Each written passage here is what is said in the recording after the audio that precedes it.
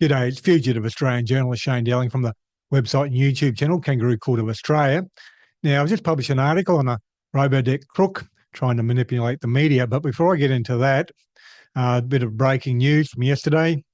The Robodebt $1.8 billion settlement, the class action settlement, they're going to try and reopen it, in effect appeal it, based on new evidence from the Royal Commission and I think new evidence from the public service findings that were handed down last week. Now, that was an article in The Guardian. I'll just read you out a bit of that quickly.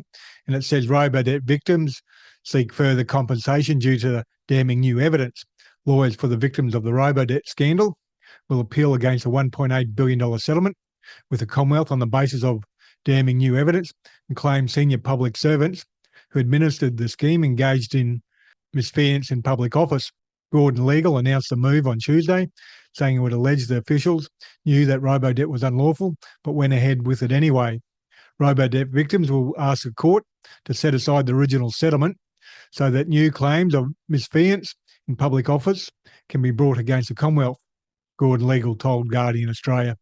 The new claims will seek to hold the Commonwealth and those responsible for the implementation of Robodebt to account and deliver greater compensation for the victims of the scheme. These are serious allegations to make, but we strongly believe these claims should be made based on the new evidence, Gordon Legal said in a public statement. The new court proceedings are listed for a directions hearing before the federal court on the 8th of October this year. If the court allows appeal, class action will be reopened to hear the new claims. It may take several months before there is an outcome. So if you do an internet search, Robodebt, The Guardian, you'll be able to find that article and read the full article. Now, I thought I'd mention that up front because I forgot to put that in the article I just published. The article I just published is titled Robodebt Crook. Renee Leon organises free promotion and defence from her friend Chris Wallace in the Saturday paper.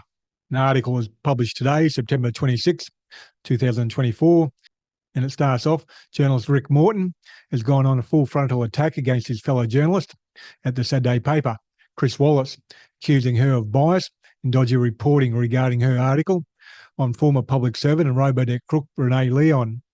It's a big call by Rick Morton, but is backed up by the evidence. And when put together with the lies and deception by three journalists reporting on the NAC Robodebt scandal that I reported on a couple of weeks ago, it shows small media businesses and new media have just as many issues with dodgy reporting as old media. On a regular basis, I write about the old media telling lies, so it's worth looking at a small media company also telling lies. One piece of evidence suggests that Chris Wallace might have colluded with Robodebt crook Renee Leon before Wallace published her propaganda piece defending Leon. Before we get into the evidence, some of which is brutal, let's look at the players. The Saturday paper is a weekly newspaper and website that has been publishing since 2014. It is owned by Schwartz Media, who also publish the magazine The Monthly and the Quarterly Essay. Rick Morton is a senior reporter at the Saturday paper, and Chris Wallace is a columnist for the paper and also a professor at the University of Canberra. I don't know Rick Morton or Chris Wallace personally, and I've never had any contact with them. I follow Rick Morton on Twitter, but he doesn't follow me, so he's probably not a Kangaroo Court of Australia fan. Rick Morton is known for reporting extensively on the Robodebt Royal Commission. Morton worked at News Corp Australian for 7 years, but left in 2019 after he gave a talk critical of News Corp, saying the craziness has been dialed up in recent months. And also, when he was asked whether the Murdoch papers journalists were uncomfortable with the Australian barracking for the coalition in the election, Morton said they were more uncomfortable, certainly now, than any time I've been there in the past 7 years. There's a real mood that something has gone wrong, he said. And Rick Morton said that just before the 2019 election. I follow Chris Wallace on Twitter, and she follows me, but probably won't last long after I publish this article. And as it turns out, I was right. She unfollowed me on Twitter today. Renee Leon. Renee Leon was Secretary of the Department of Human Services, which is now known as Services Australia, from September 2017 till February 2020, during Robodebt, and had adverse findings made against her by the Robodebt Royal Commission. Wikipedia says the Royal Commission notes that she was not involved in the development and implementation of the scheme, and that she initially relied on advice that were no legal issues with the scheme. However, the Commission found Leon had provided misleading advice to the Commonwealth Ombudsman by falsely claiming that there was no doubt that the scheme was lawful, a claim which the Commission said had no proper basis. While the Royal Commission noted that Leon was the first to take steps to end the scheme in 2019, qualified this by noting that there's no reason to suppose, however, that had Miss Leon not taken the steps she did, the government's announcement of the cancellation of the practice would have been far behind. In September 2024, the Australian Public Service Commission published its findings that Leon had breached the Public Service Act 1999 13 times. In August 2021, Renee Leon became Vice-Chancellor of Charter University. Chris Wallace, in her article in the Saturday paper on the 21st of September 2024, Chris Wallace published an article titled "The Rot in the Public Service" in the Saturday paper. The Guardian reported Christine Wallace, a columnist with the paper, wrote that she and many public service officials believed the Robodebt findings against a widely admired former Secretary of the Department of Human Services, Renee Leon, were unjust. Rick Morton v. Chris Wallace, the Saturday paper. After Chris Wallace's article was published on Thursday, the 21st of September 2024, Rick Morton said on Twitter, "The newspaper for which I work has published a comment piece by Chris Wallace defending her friend of 40 years, former DHS Secretary Renee Leon.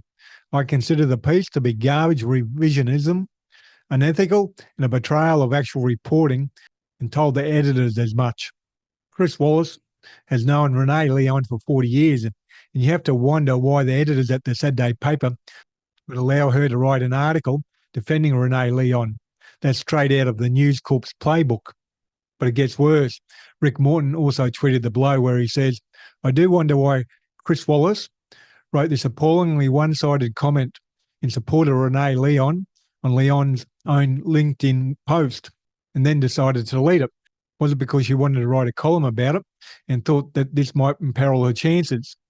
Now, Rick Morton's post on Twitter also has a screenshot of what Chris Wallace said on Renee Leon's post on LinkedIn. And it says, "The APSC finding against Renee Leon, the secretary who stopped Robodebt and was sacked by the Morrison government as a result, is unjust, indeed absurd. To tar her with the same brush as an unequivocally guilty Catherine Campbell is a travesty. Leon is a traditional Westminster public servant who did the right thing, in vivid contrast to Campbell. The APSC has truly lost the plot if it can't distinguish between good and bad public servants. Gordon de Brouwer should consider taking himself off to the library with a blunt letter opener to consider his position. Extraordinary." It is interesting to see that Chris Wallace wrote this appallingly one-sided comment in support of Renee Leon on Leon's own LinkedIn post and then decided to delete it and then publish an article in the Saturday paper. In Leon's own LinkedIn post, she played the victim, lied and deceived. Journalist Ben Eltham responded to Renee Leon on a LinkedIn post and said, "I'm just going to leave some of the findings of Commissioner Holmes in her Royal Commission report here.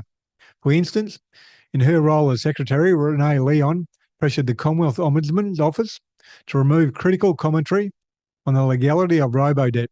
Commissioner Holmes found that Ms. Leon's representations to the Ombudsman were misleading and made without any proper basis. Even after receiving advice that Robodebt was unlawful from the Australian government solicitor, Ms. Leon failed to inform the Commonwealth Ombudsman that she now had this advice and that therefore the pressure she put on the Ombudsman to remove a reference to doubts about the lawfulness of Robodebt were based on misleading advice. In doing so, she misled the Ombudsman again. As Secretary, Renee Leon was also responsible for some of the lawfare in which the department sought to escape from legal responsibility of Robodebt during the Masterson case. She was also Secretary who greenlit the legal strategy to recalculate Madeline Masterson's Robodebt to zero, therefore hoping to get the case thrown out on the basis that there was no debt anymore. So nothing to see here. This was not DHS policy, even though Ms. Leon approved it. It led to Masterson's case being discontinued, which meant Robodebt kept operating for many more months. Perhaps the most devastating finding of Commissioner Holmes is that Renee Leon failed to brief her minister about Robodebt's unlawfulness for 5 whole weeks after getting the AGS advice. Commissioner Holmes was scathing about this delay.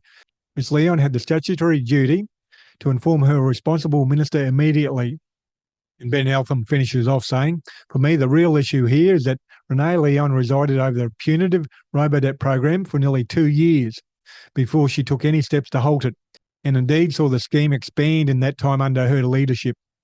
Now, I go on to say in the article, Renee Leon is a crook who is lying and deceiving, trying to downplay her role in Robodebt, and she should be sacked as Vice-Chancellor of Charles Sturt University, given the Robodebt Royal Commission findings, the Australian Public Service Commission findings, and her public lies on LinkedIn over the last week. That brings us back to Chris Wallace and her role in pushing lies in the Saturday paper on behalf of Renee Leon. There's not an ounce of doubt in my mind that somewhere along the way, Chris Wallace and Renee Leon colluded to lie and deceive the readers before the propaganda piece was published in the Saturday paper. That is something the paper should investigate and then take the appropriate action. Now, I'll put a link to that article below this video on YouTube. And please share this video on social media, and please hit the like and subscribe button. And Kangaroo Court of Australia's independent media, I publish a website and a YouTube channel, and I'm 100% crowdfunded from viewers like yourself. So please support my Patreon account or PayPal account. I currently have 463 supporters on Patreon, donating $2,441 a month. And I need to almost double that to become financially viable. And you can donate any amount, $3, $5, $10, $15, $20, $30, $40, $50 a month, whatever suits your budget. It all helps out in a big way. And the link for the Patreon account and PayPal account is below this video on YouTube and also my website. Other than that, thank you for your time and have a good day.